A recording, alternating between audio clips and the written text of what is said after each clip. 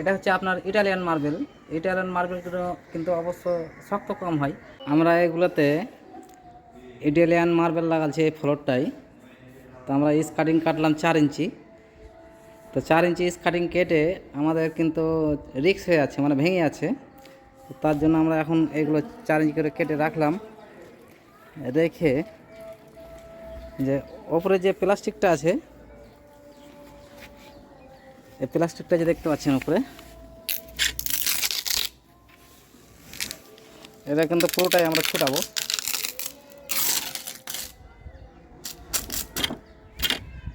ছুটিয়ে এটা এয়ারলাইট আঠা দেওয়া হবে। এগুলোতে এয়ারলাইট আঠা দিয়ে হালকা মানে বালু ছিটা দিয়ে রাফ করব। তো দেখেন আমরা কীভাবে এটা এয়ারলাইট আঠা দিচ্ছি আর কীভাবে উঠাচ্ছি এটা। তো সঙ্গে থাকেন, দেখতে পাবেন। তো আমরা এখন এয়ারলাইট আঠা মিক্স করব।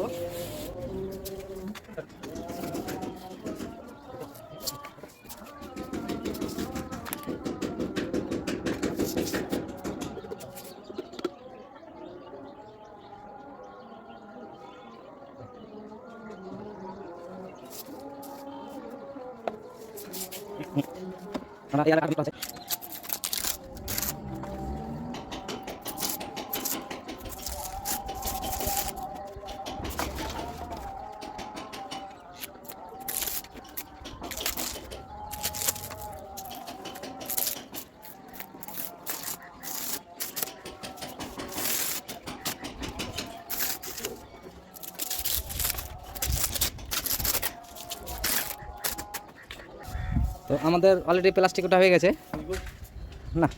তো আমরা এই জন্য উঠাচ্ছি এগুলা, এই যে দেখতে পাচ্ছেন এই যে ফাটাগুলা।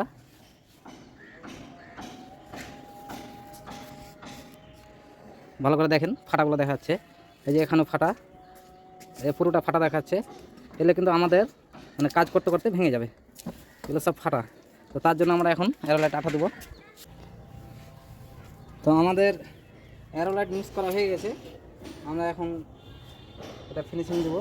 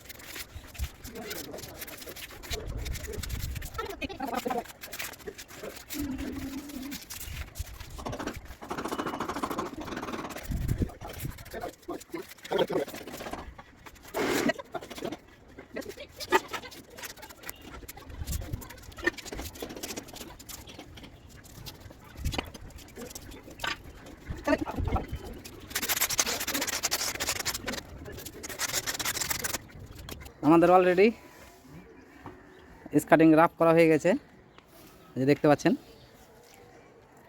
এগুলো আমরা এয়ারলাইট আঠা দিলাম, এয়ারলাইট আঠা দিয়ে বালু দিয়ে আমরা রাফ করলাম, যেন স্কার্টিংগুলো পরে লাগাতে যেন না ভাঙে। এখানে এগুলো হচ্ছে খুব লুজার মাল।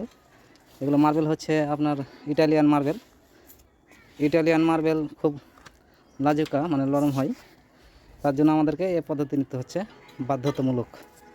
তো আপনারা এই পদ্ধতিটা কেমন লাগলো আপনাদেরকে অবশ্যই আপনারা কিন্তু কমেন্ট করে বলবেন। এই যে হচ্ছে আমাদের এয়ারলাইটের ডাব্বা। আমরা এয়ারলাইটের ডাব্বা কিন্তু অলরেডি খালি করে ফেলেছি।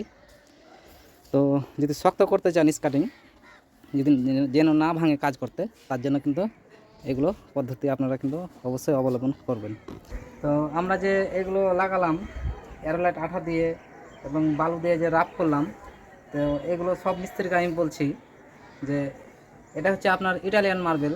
ইটালিয়ান মার্বেলগুলো কিন্তু অবশ্য শক্ত কম হয়, তার জন্য আপনারা এয়ারলাইট দিয়ে স্কার্টিংটা মানে বালু দিয়ে এটা শক্ত করবেন, তাহলে আপনাদের কাজ করতে সুবিধা হবে, ভাঙবে না, আর স্কার্টিংটাও শক্ত হবে। তো এই কাজটা যদি অবশ্যই আপনাদেরকে ভালো লেগে থাকে অবশ্যই একটা লাইক করে পাশে থাকবেন আর চ্যানেলটাকে সাবস্ক্রাইব করবেন। ধন্যবাদ।